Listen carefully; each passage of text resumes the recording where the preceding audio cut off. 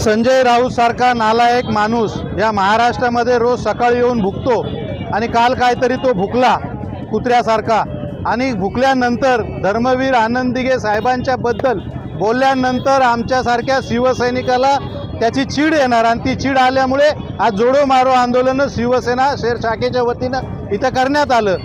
संजय राऊत यांना माहीत नाही धर्मवीर दिघे साहेब या राजकारणामध्ये ठाणे जिल्ह्याच्या नव्हे तर महाराष्ट्राच्या राजकारणामध्ये होते तेव्हा संजय राऊत कुठे दिसत नव्हते।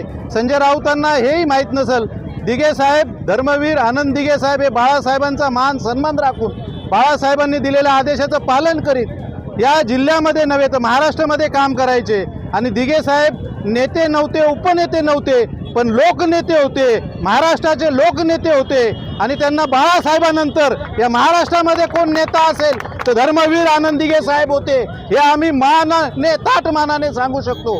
धर्मवीर आनंद दिघे साहेबांबद्दल कोणीही बोललं तर आमच्यासारखे शिवसैनिक त्यांच्या हाताखाली त्यांच्या तालमीत काम केलेले शिवसैनिक कधी सहन करणार नाही। म्हणून संजय राऊत आपल्या अवकादीमध्ये राहून दिघे साहेबांबद्दल बोलताना विचार करून बोला ही सूचना तुम्हाला देतो।